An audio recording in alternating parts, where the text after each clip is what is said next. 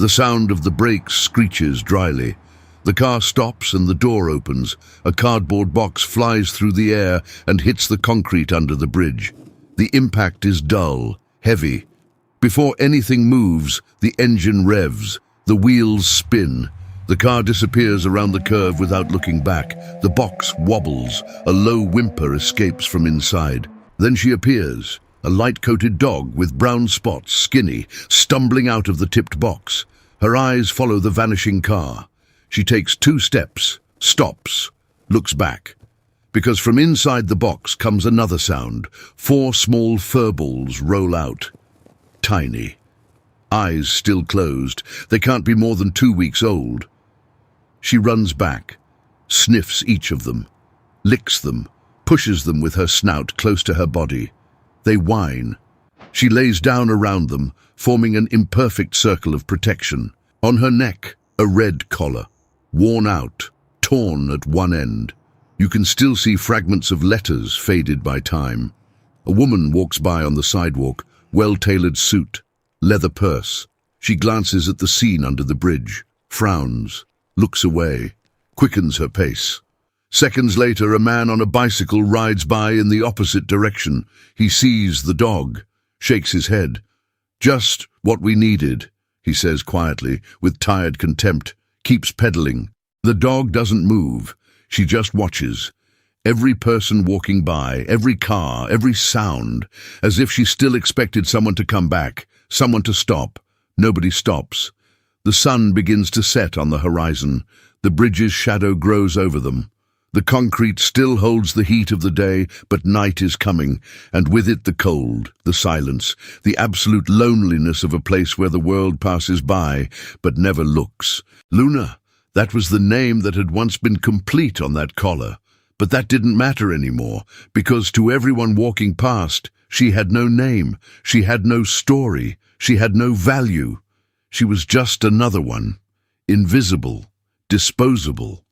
But what nobody there knew yet, what not even she could imagine, was that on that afternoon of abandonment, under that forgotten bridge, an unlikely decision was about to connect destinies that seemed separated forever. And it would all start with a man who also knew the bitter taste of loneliness far too well. If you believe that every life deserves a second chance, subscribe to this channel and turn on the notification bell. Join thousands of people who choose compassion. You are a part of this community. 6 months earlier, everything was different. Luna was still young. She had energy in her paws, a spark in her eyes. She chased a tennis ball in the small backyard of a simple house in the suburbs. A 7-year-old boy laughed as she jumped, trying to catch the toy in the air. He called her my best friend. She slept at the foot of his bed. She ate the lunch leftovers he saved especially for her. She got her head petted every time he came home from school. It was a modest life, but it was a life with love, until it wasn't anymore. The factory where the father worked closed its doors. Without warning, without severance. From one week to the next, the house that was already cramped turned into a field of tension. Past due bills, late-night arguments, impossible decisions. The move happened too fast. Boxes piled up in the living room, furniture being carried to a moving truck.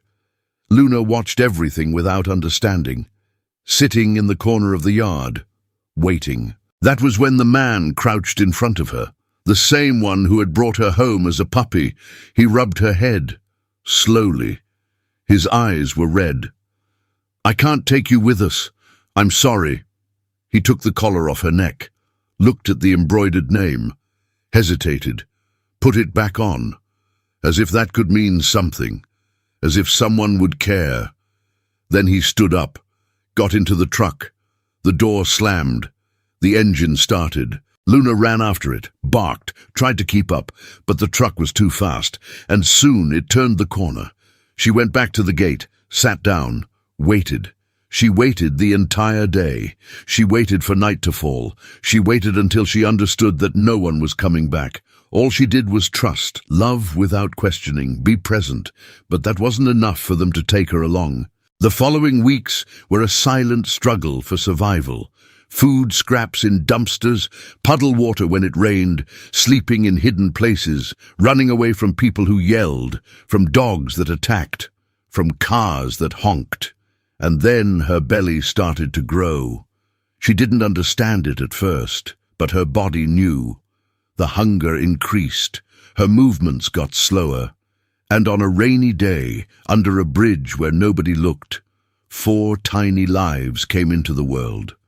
Alone, in the dark, in the cold. She licked each of them, kept them all warm, fed them with the little her body could still produce.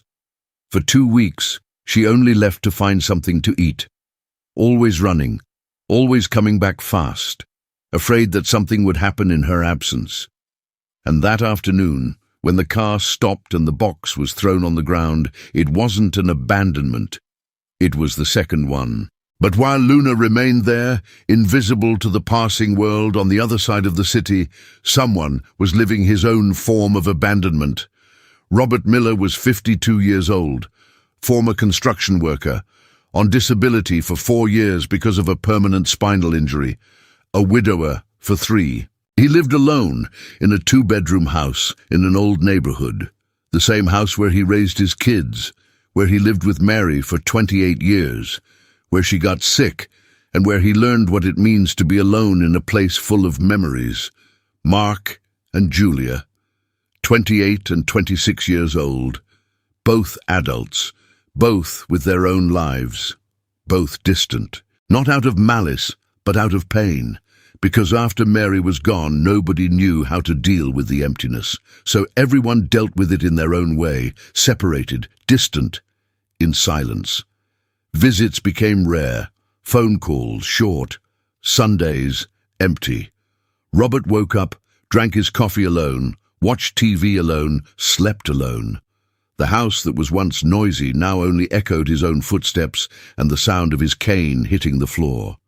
He wasn't old, but he felt like it. And that afternoon, coming back from the bank with $150 in his pocket and a past-due electric bill in his backpack, he walked by the bridge, and he saw a dog, 4 puppies, a cardboard box, nobody around.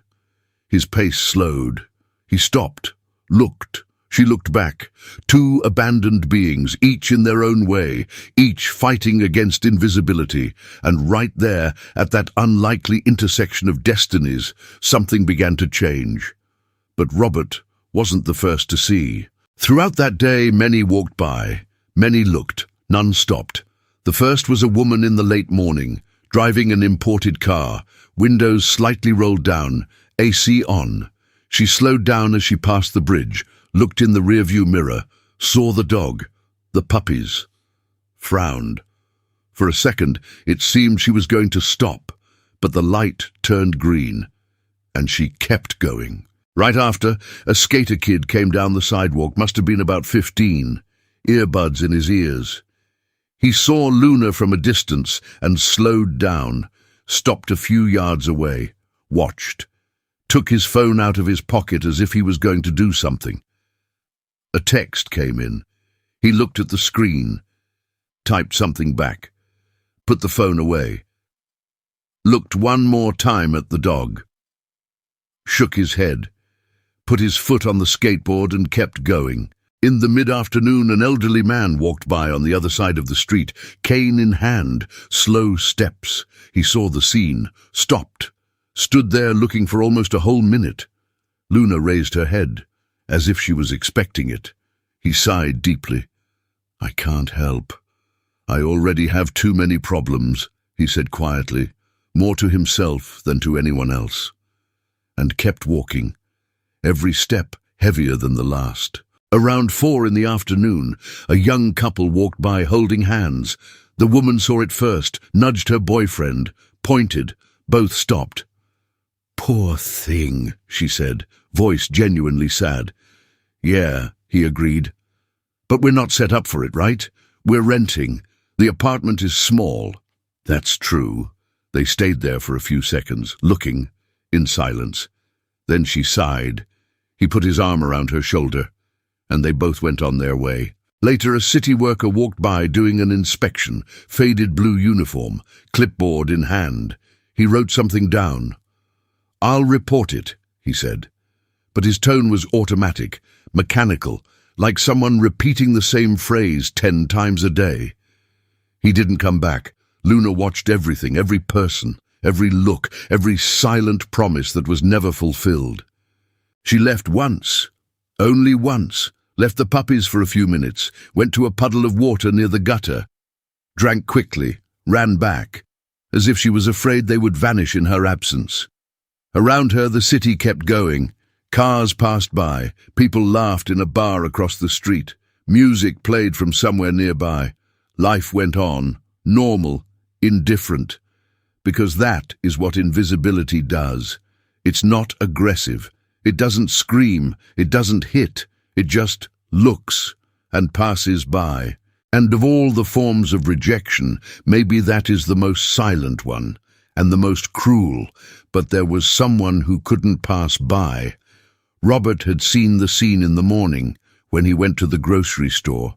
He stopped, looked, felt a tightness in his chest, but he was in a hurry, bills to deal with, so he kept going. But he came back in the afternoon, when he went to the bank, and saw she was still there, that nobody had done anything, that the whole world had passed by, and nobody had stopped. He stayed on the other side of the street, watching, debating, hands tightly gripping his backpack strap, his cane leaning against his body. He knew he shouldn't, that he couldn't afford it, that his life was already too difficult, but his feet refused to move. And while the sun began to set, painting the sky orange and purple, while the shadows grew and the street traffic slowed down, Robert Miller made the decision that would change everything. He crossed the street. The late afternoon brought something besides shadows. It brought exhaustion. Luna was lying down, no longer in an active protective stance, but in a slow surrender, exhausted. She lifted her head at every sound, at every footstep passing nearby, but the effort was visible. Every movement seemed to cost more than the last. The puppies were less active. They weren't crying with the same intensity as the morning, just small whimpers, weak, intermittent, as if their own bodies were already saving energy they didn't have. She tried to stand up. Her front paws responded, the back ones lagged. On the second try, she managed to stand, stumbled, rapid breathing, looked around as if searching for something. Water, food, help. There was nothing. She lay down again, pulled the puppies close with her snout, licked each one of them, slowly, methodically, as if that was all she could still offer.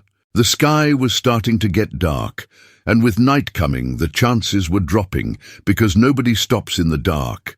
Nobody looks down when the lights turn on, and the city becomes a different place, a place where what is invisible by day becomes non-existent by night. The traffic around them had changed. Fewer cars, fewer people. The bar across the street was starting to fill up.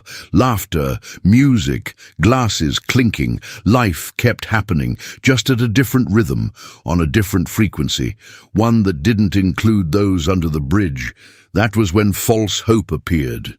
An older lady, grey hair pulled back in a bun, grocery bag in hand. She was walking down the sidewalk, slow but steady steps.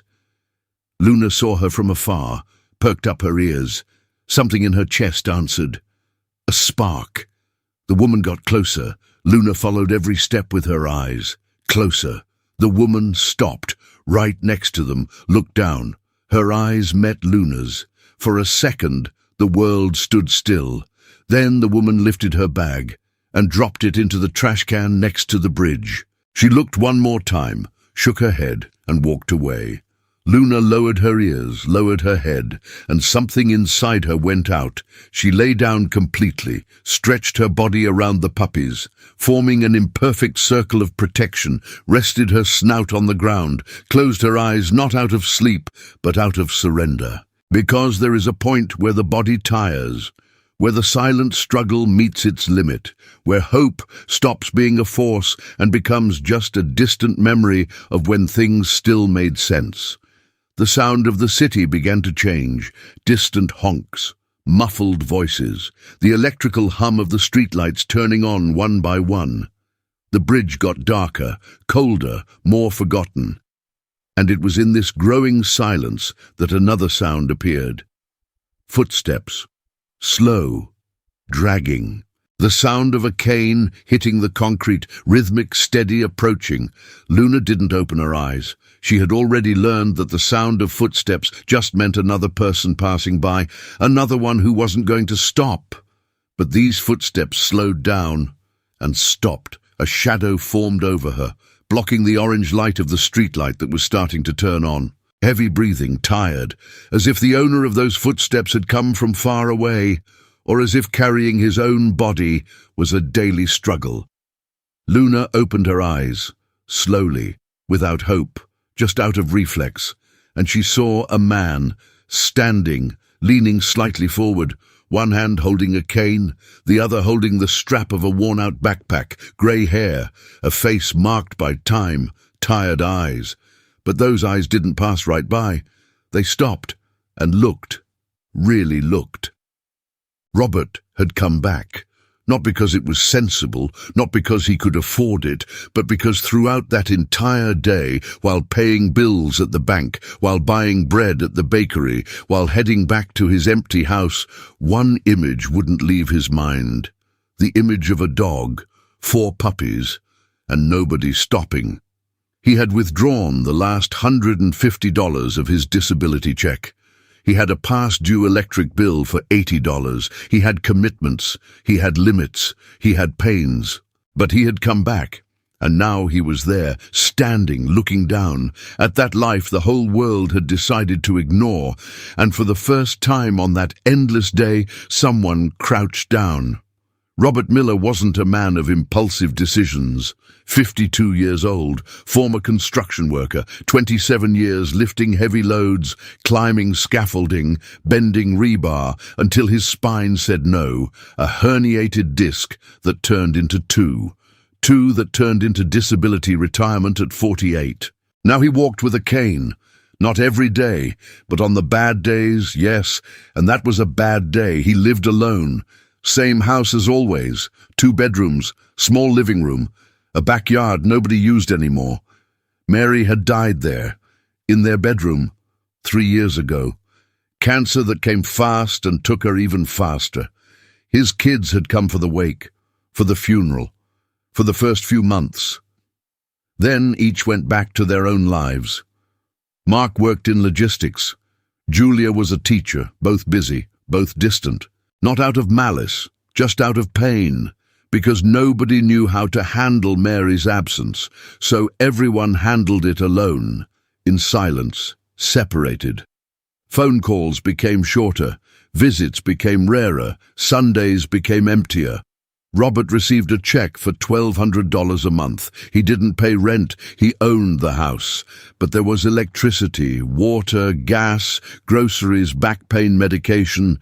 In his pocket at that moment, he had $150 and an $80 bill a week past due. He looked at the dog, at the puppies, took a deep breath, grabbed his phone, dialed 3 rings, 4.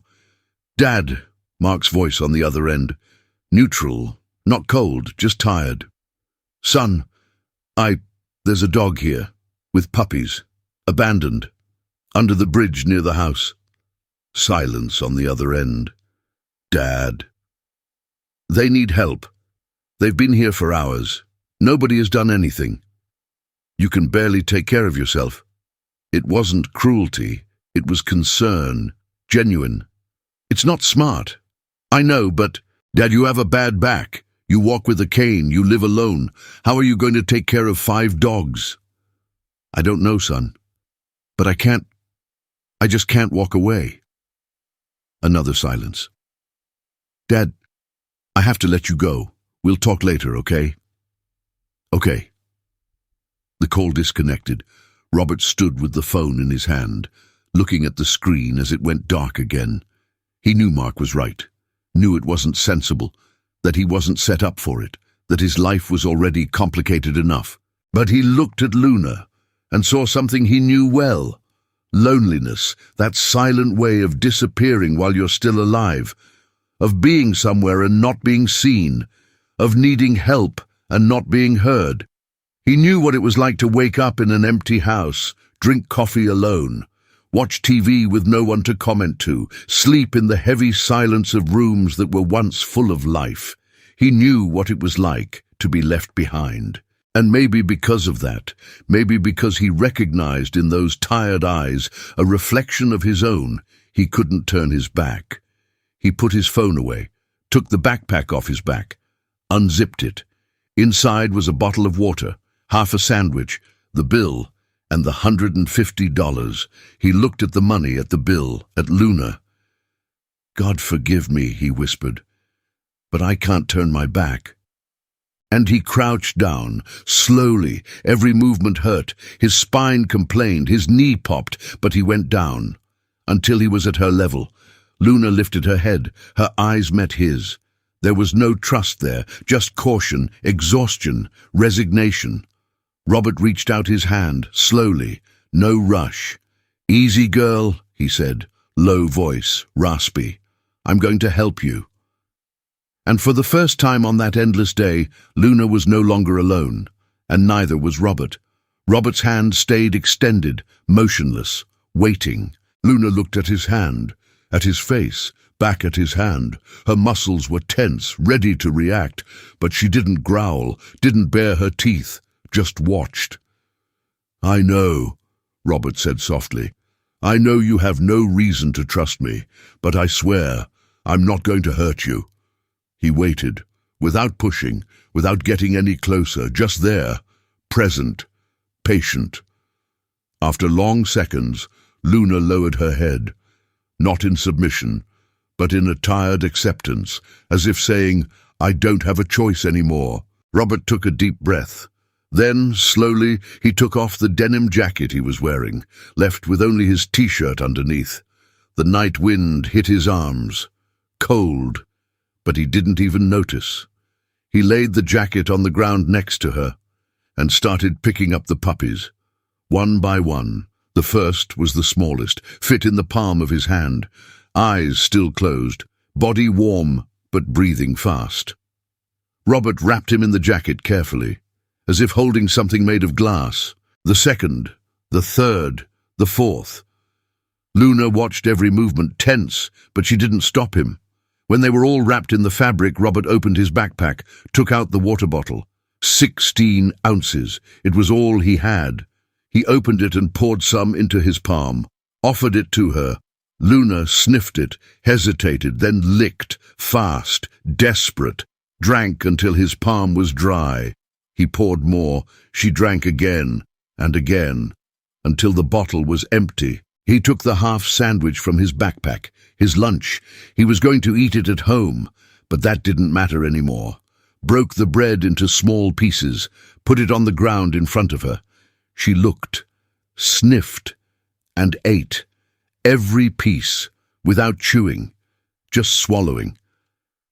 When she finished, she looked at him, and for the first time, there was something different in that look. Not exactly trust, but something close.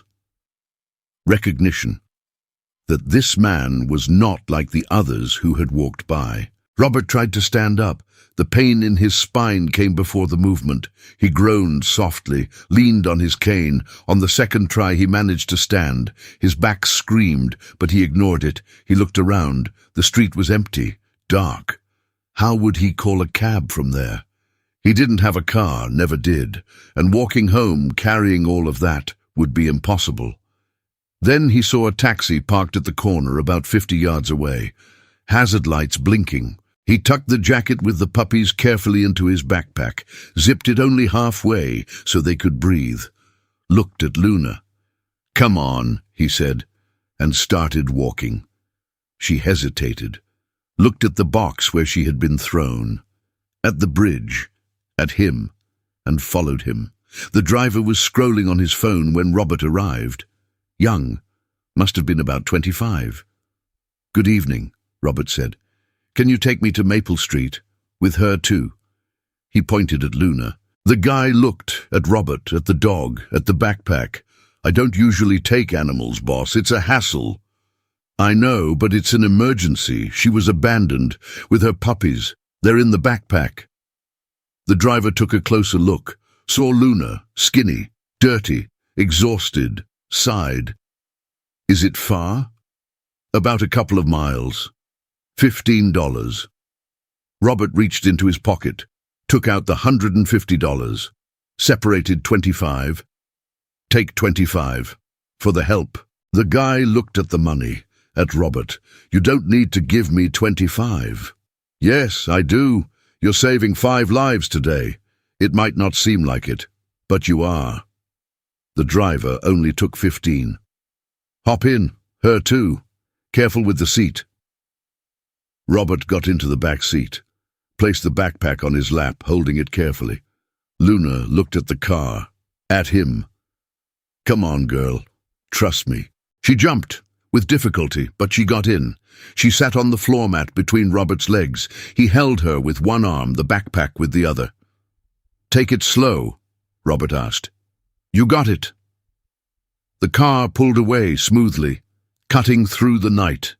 The wind hit Robert's face through the cracked window. Luna was tense, body rigid, but she stayed there, safe, because for the first time in a long time, someone was taking her somewhere, and not throwing her away. The ride took 12 minutes.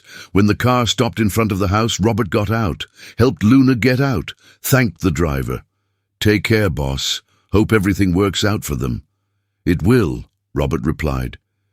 He didn't know if he believed it, but he needed to believe it.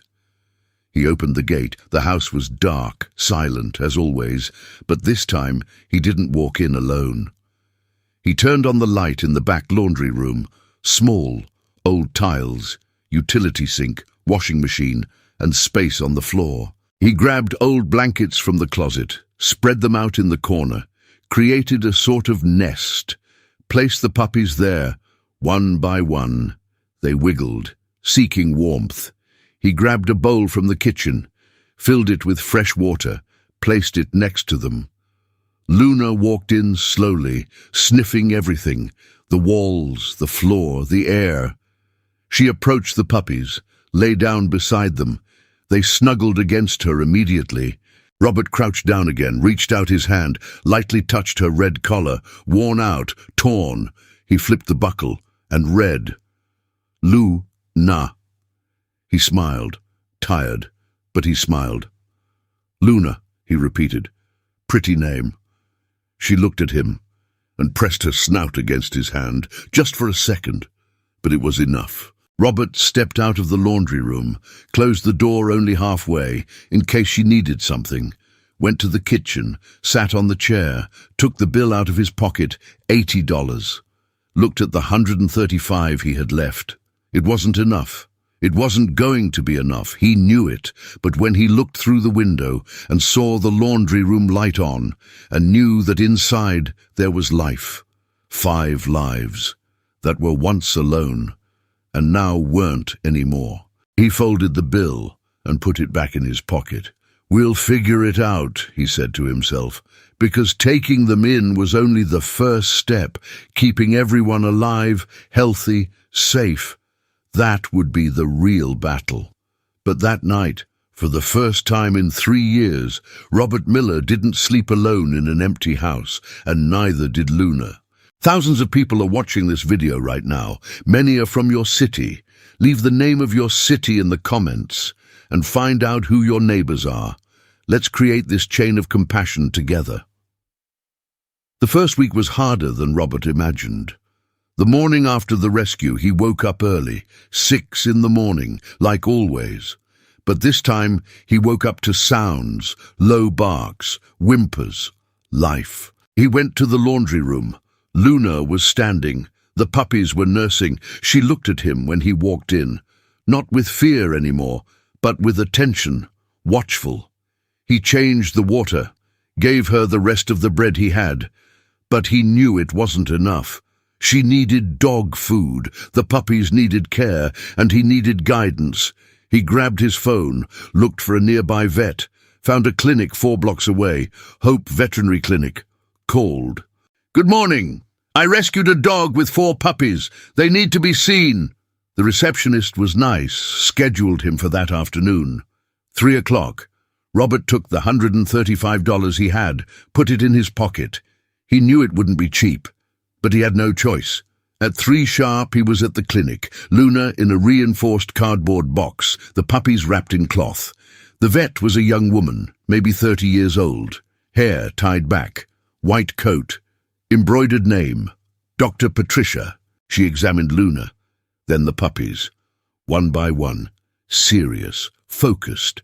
"She is malnourished, dehydrated. The puppies too. They're going to need dewormer, vitamins, high-quality puppy food, and in a month their first round of shots." "How much will it be?" Robert asked. She grabbed a calculator, typed, "Consultation, tests, medication, dewormer, and the first bag of food, $350. His stomach tightened. He had $135. "And to have $135, can I pay the rest in installments?" Dr. Patricia looked at him, at Luna, at the puppies, sighed. "Did you rescue her?" "Yes. Yesterday, under a bridge." She stayed silent for a few seconds, then nodded. "I'll do 200, and you pay me the rest when you can. No rush." Robert felt a lump in his throat. "Thank you. Just take good care of them." "I will." He left the clinic with a bag full of medication, dog food for 15 days, and pocket change. But the obstacles were just beginning. On the 10th day, the neighbor knocked on the door. Mrs. Martha, in her 60s, dyed blonde hair, lived 2 houses down. She was always polite, but distant. "Robert, I need to talk to you." "Hi, Mrs. Martha, come in." "I don't need to come in. This will be quick. Those dogs you took in, they're making a lot of noise. In the middle of the night, early in the morning. I've already gotten complaints from other neighbors." "Oh, I'm sorry. I didn't know it was bothering anyone." "The neighborhood has rules. About animals, I don't know if you can have 5. "I'll handle it. I'll train them. I promise it will get better." She looked at him, not with anger, but with concern. "Robert, you live alone. You can barely walk straight. How are you going to take care of 5 dogs?" I'll figure it out." "All right. But please, keep the noise down." "I will." She left, and Robert closed the door, leaned against it, sighed deeply. 3 weeks later, the worst happened. One of the puppies started getting weak, the smallest one, the same one Robert had picked up first that night. He wasn't nursing right, wasn't moving like the others. Robert noticed it in the morning, picked up the puppy. He was cold, rapid breathing, eyes still closed, but his body limp. He called the clinic. Dr. Patricia answered. "He is dehydrated. You need to bring him in right now." Robert grabbed the puppy, ran out. Well, not ran. Walked as fast as his spine would allow. Every step hurt. But he didn't stop. At the clinic, Dr. Patricia gave him IV fluids, taught Robert how to hydrate him with a syringe every 2 hours. "He's going to need constant attention for the next 3 days. If you don't do this, he won't make it." "I'll do it." And he did. Every 2 hours, day and night, Robert woke up, grabbed the syringe, warmed up water with a little sugar, fed the puppy, drop by drop. He slept 4 hours a night, sometimes 3. His body complained, his back screamed, but he kept going. On the 4th day, the puppy started to react. On the 5th, he nursed on his own. On the 6th, he was just like his siblings. But the price came with it. Robert had taken an extra job. Night watchman at a parking lot, from 10 at night to 4 in the morning, 3 times a week, $150 a week. He needed it. Dog food was expensive. Medication was expensive. Living was expensive.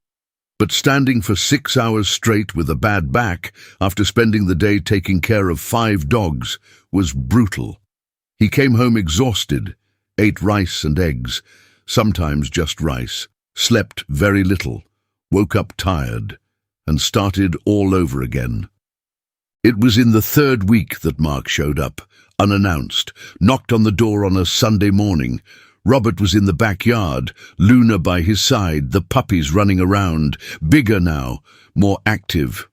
"Dad," Robert turned around. "Mark! What a surprise! Come in." Mark walked in, looked around. The house was a mess, bowls scattered, dog food on the floor, the smell of dog in the air. He looked at his father, really looked. Robert had lost weight, deep dark circles, unshaven beard, baggy clothes. "Dad, look at you." "I'm fine, son." "No, you're not. You're killing yourself. They need me.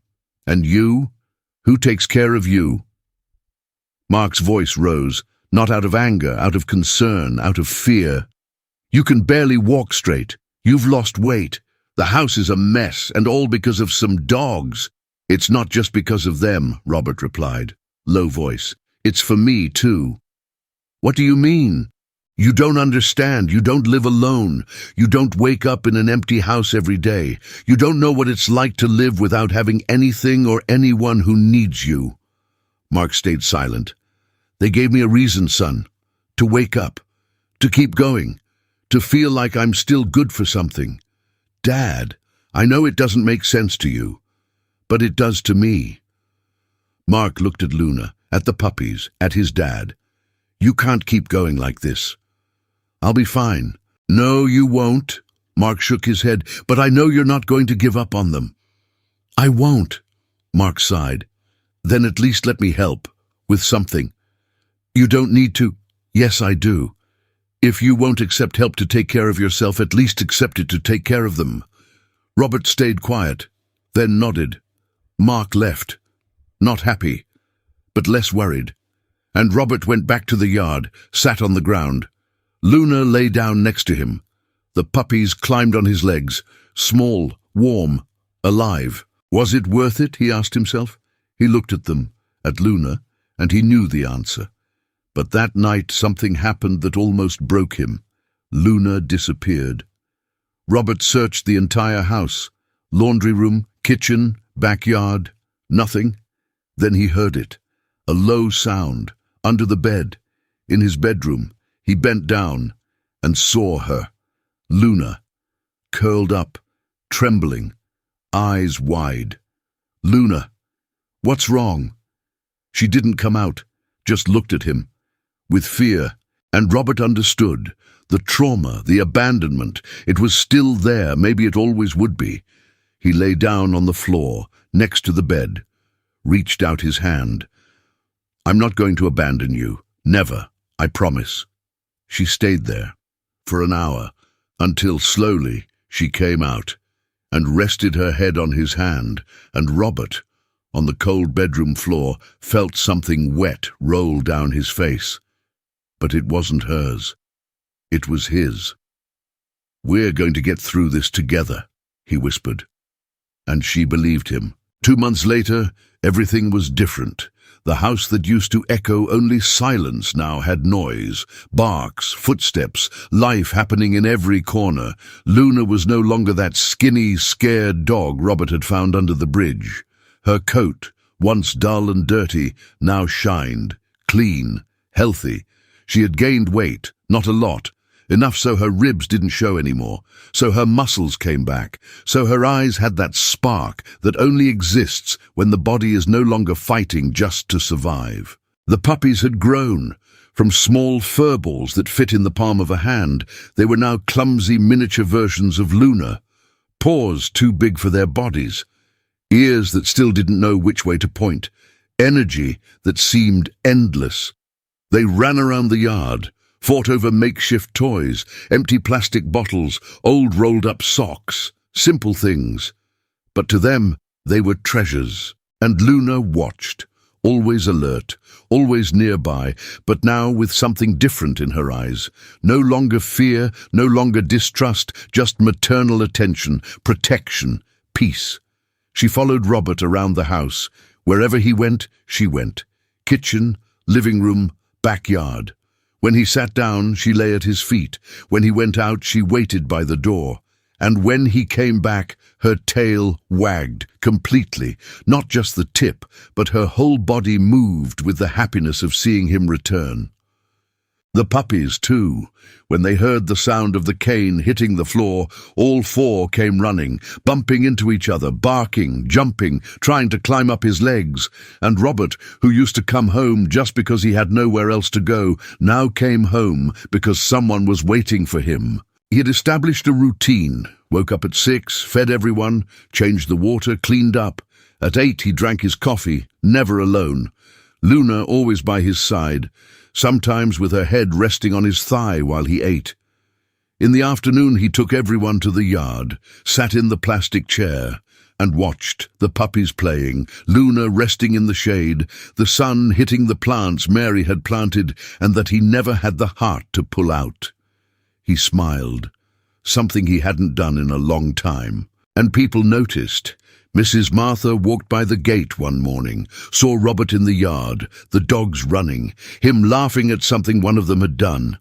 She stopped, watched, and for the first time in weeks she didn't come over to complain. "Good morning, Robert." "Good morning, Mrs. Martha. The dogs are getting big." "They are, growing fast." She stayed there, looking. "You seem different." "What do you mean?" "Lighter. It's been a long time since I saw you smiling like that." Robert looked at Luna, at the puppies. "Yeah, I guess they're good for me." "It certainly looks like it." She smiled, a small smile, but a genuine one. "I'm sorry for complaining before. I hadn't understood." "It's okay. You were right. It was getting loud. But it's quieter now, and you're doing better. That's what matters." She walked away, and Robert stayed there, with a smile still on his face. The following week was the follow-up at the clinic. Dr. Patricia examined everyone, Luna first, then the puppies, one by one. "An impressive recovery," she said, "especially the littlest one, the one who almost didn't make it. He's okay, more than okay. He's healthy, strong. You did a dedicated job, Robert. Seriously, I've seen a lot of owners, but few do what you did." "I just did what had to be done." "Most people don't." She smiled. "Most people give up at the first sign of trouble, but you didn't, and look at the result." Robert looked at Luna, at the puppies. It was worth every second. And it was true, because it wasn't just about them. It was about him, too. The house was no longer that empty space full of painful memories. It was a home, with noise, with mess, with life. He didn't wake up anymore just because he had to wake up. He woke up because 5 lives depended on him, waited for him, needed him. And that made a difference. The back pain continued. The cane was still necessary. Money was still tight. But everything felt lighter, more bearable, because he was no longer alone carrying the weight of existence. One afternoon he was on the couch, watching television. Luna jumped up, lay down next to him, head in his lap. The puppies tried to get up too. They didn't all fit, but 3 made it. One stayed on the floor, looking up with envy. Robert laughed, picked up the 4th one, put him in his lap too, squeezed, but they all fit. He petted Luna and noticed something. The red collar, the exact same one that was on her the day of the rescue, worn out, torn, with the faded name. He had bought a new one. Last week, red too, but new, sturdy, and he had asked to have it embroidered. Luna. He took the old one off, carefully, as if taking off a relic, and put the new one on. She shook her head, feeling the different weight, looked at him. "Now you have a name again," he said, "and a home, and someone who will never abandon you." She pressed her snout against his hand and closed her eyes. And Robert stayed there, on the crowded couch, covered in dogs, watching a show he wasn't even paying attention to, but feeling something he hadn't felt in 3 years. Happiness, purpose, belonging. He observed the scene and whispered softly, to no one but himself, Thank you. He didn't know if he was talking to God, to Destiny, to Mary, or to Luna, maybe to all of them. Because in that moment, in that house that used to be a mausoleum of memories, there was now something he thought he had lost forever. Life. But what Robert didn't know, what he couldn't even imagine on that quiet Sunday afternoon, was that something was about to happen. Something that would prove that every decision has consequences, and that sometimes the universe rewards those who choose the hardest path, even when nobody is looking. 3 months after the rescue, on a regular Sunday afternoon, the doorbell rang. Robert was in the backyard, Luna by his side, the puppies exploring every corner. He stood up, leaned on his cane, walked to the door, opened it, and saw Julia, his daughter, 26 years old, hair tied back, red eyes, and next to her, holding her hand, Michael, 4 years old, a grandson Robert only saw in pictures on his phone.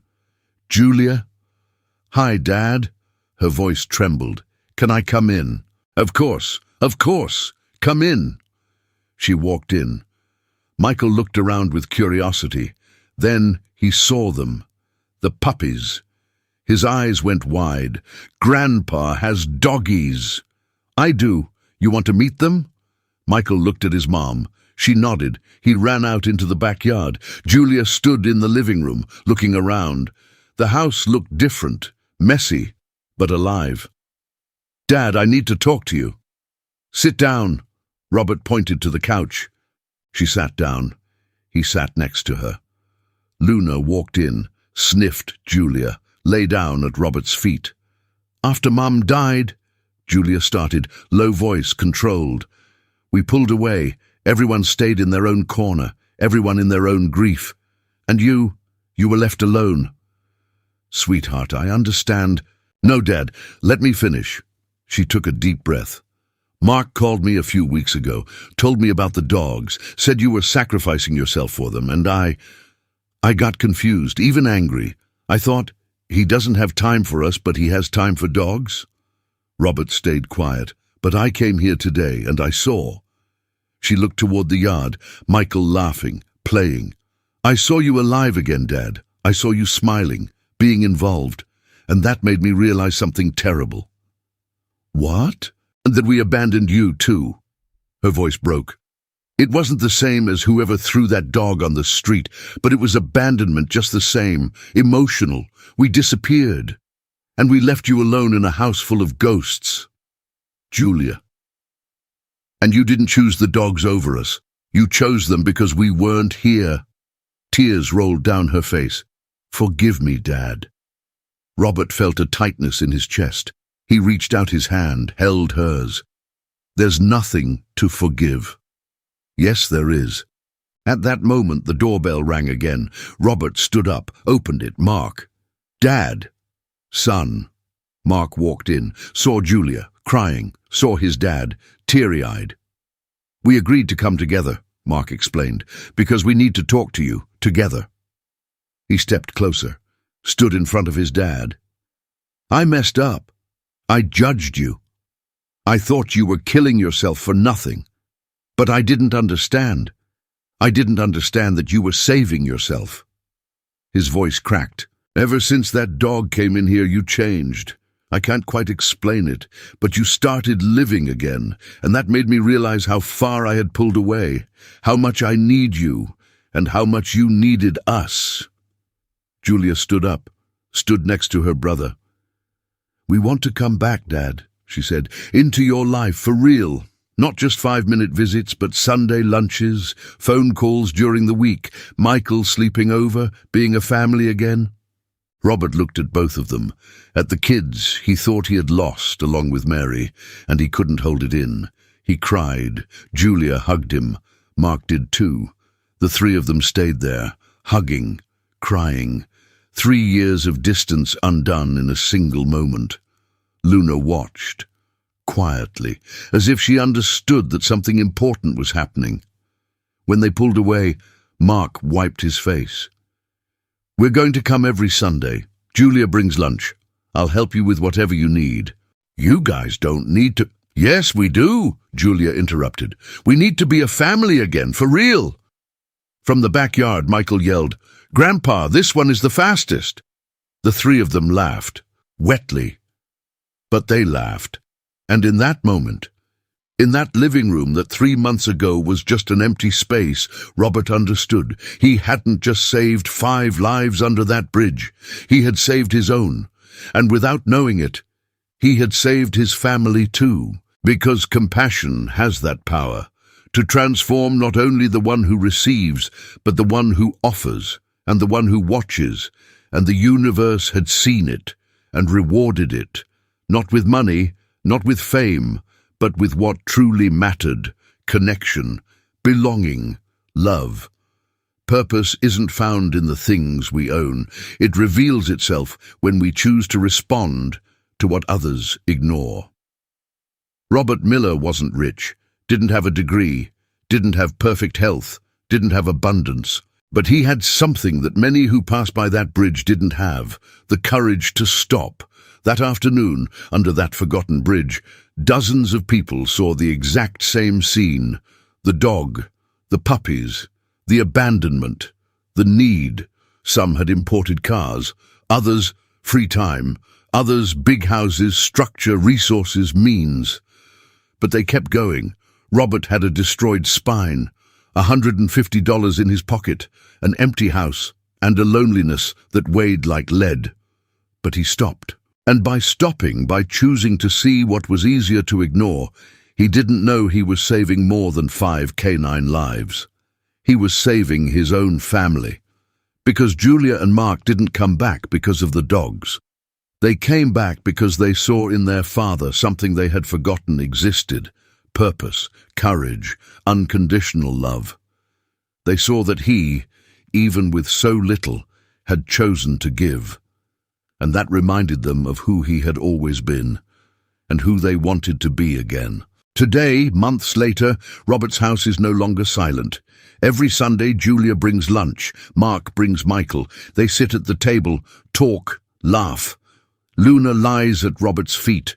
The puppies run around the yard. The red collar that was once torn and faded is now new, with her name embroidered, Luna. And she is no longer an abandoned dog. She is family. Just as Robert is no longer a forgotten man in an empty house, he is a dad, a grandpa, a protector, a hero. Not because he did something grand, but because he did something simple. He stopped, he looked, and he chose. And you?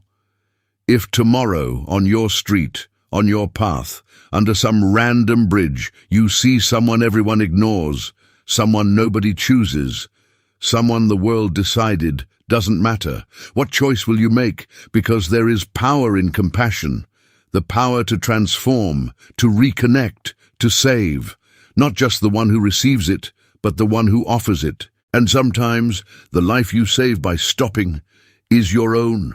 Stop, look, choose. Stories like this happen every day, in every city, under bridges, in dark streets, in forgotten corners. Some are seen, others ignored. The difference lies in who decides to stop. Luna was thrown into a cardboard box, alone, invisible, disposable. Today she sleeps in a warm house, surrounded by love, with a name, with value, with a family. And Robert, who was once left behind by life, is now surrounded by his kids, his grandson, by 5 lives who chose him back. Because compassion transforms, always, in every direction, and it never ever happens by chance. You know what I noticed in this story? Robert and Luna were the exact same thing. 2 beings abandoned by life, 2 hearts broken by loneliness. And when they met under that bridge, I saw that it wasn't just a rescue, it was a mutual recognition. He saw his own pain in her, and he chose to do what nobody had done for him: stop and care. And that gives me chills, because I realize that we don't only save with resources, we save with empathy, with the courage to look at someone else's suffering and say, I know how that feels, I understand, and I'm not going to leave you alone. The most beautiful part? He thought he was saving 5 lives, But I realized that it was actually 6, his own as well. And he also reconnected an entire family. That makes me believe that compassion isn't weakness. It's the most transformative force that exists. Because when you choose to love without expecting anything in return, the universe gives it back to you in ways you never imagined. And that truth moves me deeply.